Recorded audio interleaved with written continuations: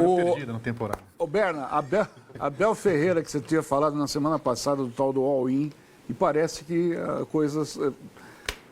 Foi exatamente do jeito que a gente imaginava que fosse acontecer, né? Eu acho que técnicos vivem uma fase também, assim como jogadores.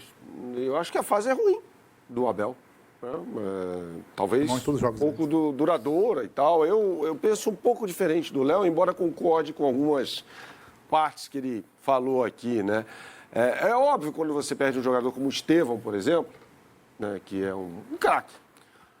Independentemente de quem você traga para suprir essa ausência, você tem aí um problema, né, de formação, de grupo, de time.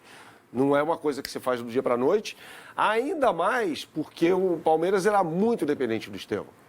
Nos momentos de complicação ali do Palmeiras, era a bola no Estevão, ele que resolve a situação.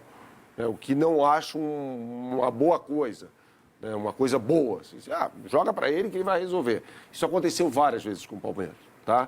Aconteceu com o Hendrick um ano antes. E sai o Estevão. E aí o Palmeiras já havia contratado o Vitor Roque e tal. Chega o fatídico jogo contra o Ceará, em que o Palmeiras perdia por 1-0 no Allianz Parque e finalmente entram os dois, Flaco Lopes e Vitor Roque, e a mágica acontece, os dois passam a jogar demais. Né? Você tá poético hoje todo? Não sei se eu estou bem humorado, mas você tá poético. Eu estou um pouco. Eu gosto.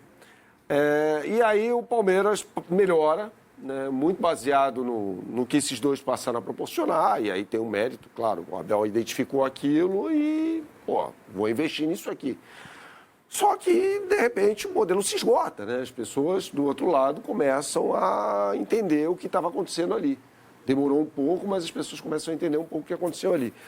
Então, eu vejo dessa forma. Assim, acho que o Palmeiras tem jogadores, mesmo num processo de reconstrução, e eu concordo com o Léo, é um processo que não é tão rápido assim, principalmente, repito, quando você perde um craque e tem de montar um time ali, de trocar o pneu com o carro andando, mas o Palmeiras tem jogadores para jogar mais. Mas não é só tática, é tática também. Eu acho que o Abel foi mal a temporada inteira, o que não apaga que ele foi bem em outros anos, tá?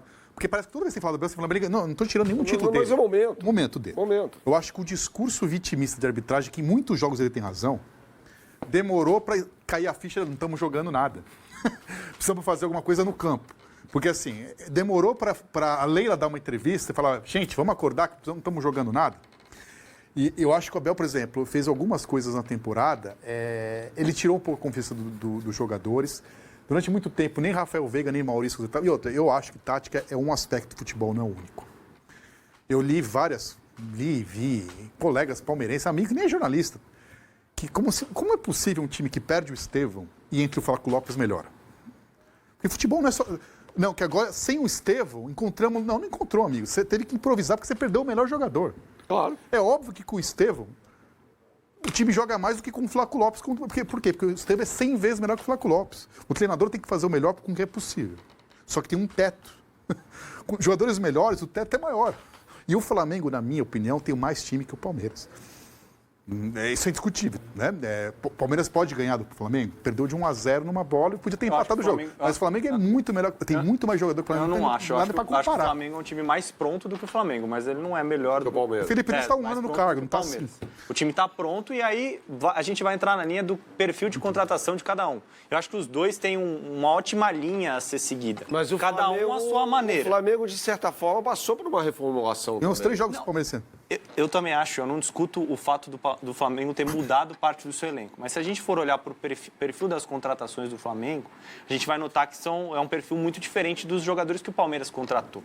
O Flamengo contratou o Jorginho, um jogador prontíssimo. O Flamengo contratou o Danilo, um jogador prontíssimo.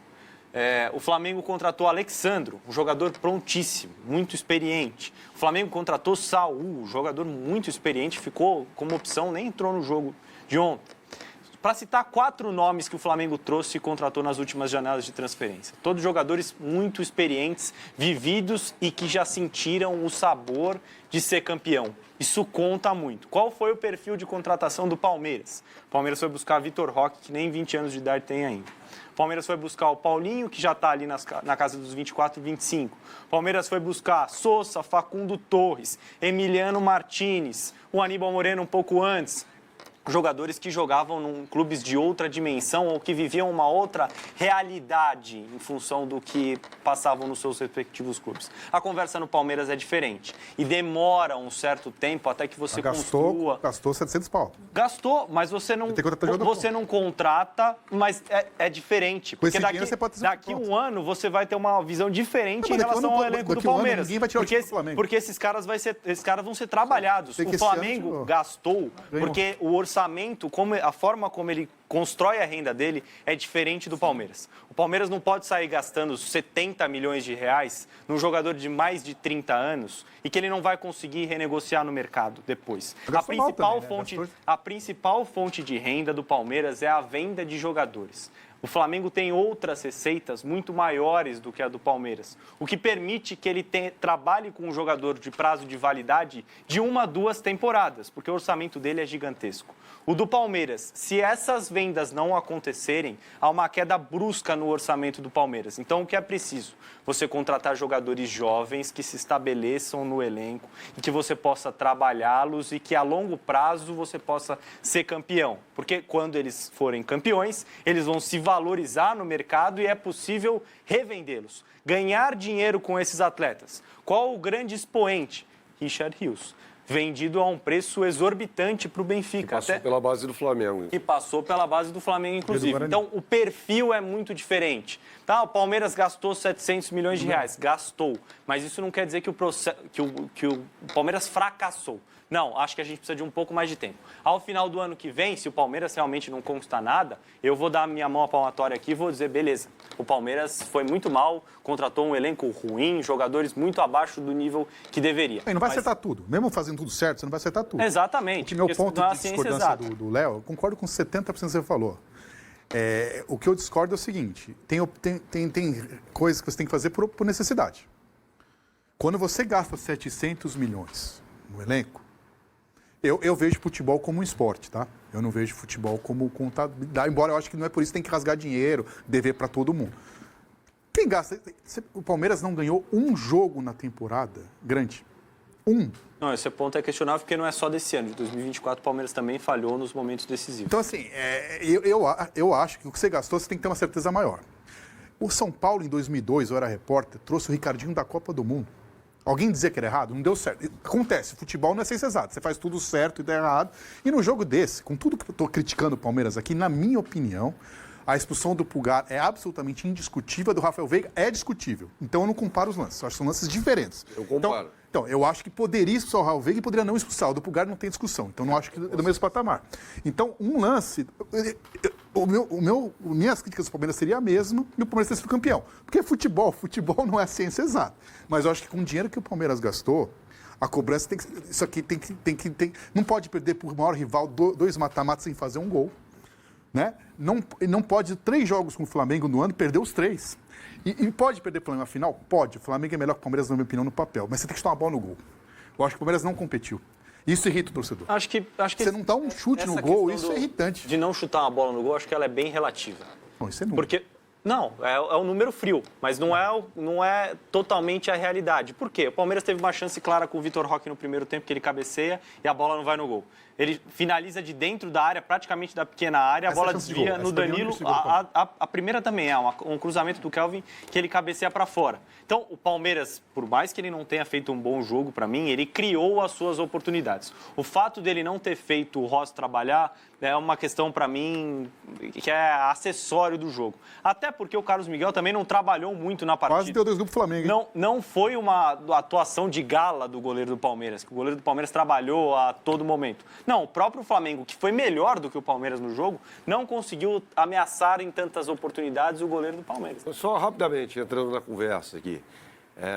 Independentemente do perfil dos jogadores, eu concordo com você, é outro perfil de jogador e tal, acho que o Palmeiras pode render mais.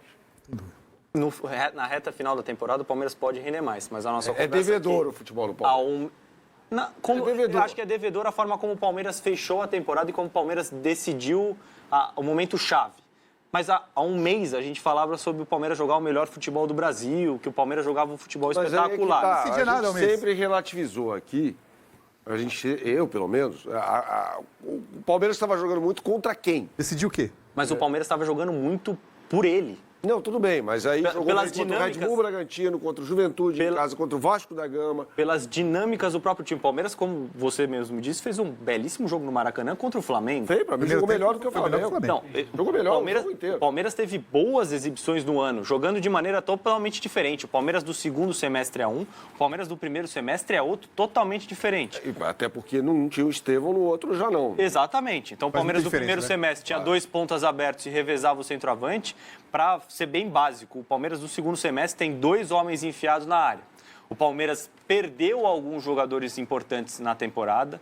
Um dos jogadores que custou mais caro ao clube não conseguiu atuar, e essa é uma outra questão para a gente discutir. E estou falando aqui do Paulinho.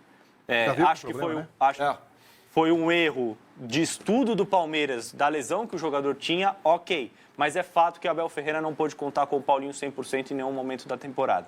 E ele faria muita diferença a favor, mesmo longe das melhores circunstâncias, ele conseguiu decidir a Copa do Mundo de Clubes a favor do Palmeiras. Seria um jogador importante. Segundo ponto, o Palmeiras perdeu um jogador que foi muito subestimado, porque você olha o nome, ele não tem grife, mas ele era o cérebro da equipe do segundo semestre. Estou falando aqui do Lucas Evangelista, jogador que se machucou e que o Palmeiras não conseguiu suprir a ausência dele. Chegou o Andreas Pereira, um jogador com características diferentes. Mas se estivesse à disposição, de repente, o Evangelista poderia ter sido o 5 no sábado e poderia ter feito o Palmeiras jogar um pouquinho mais com a bola. Além disso, você tem uma queda técnica dos 2 principais camisas 5 do time.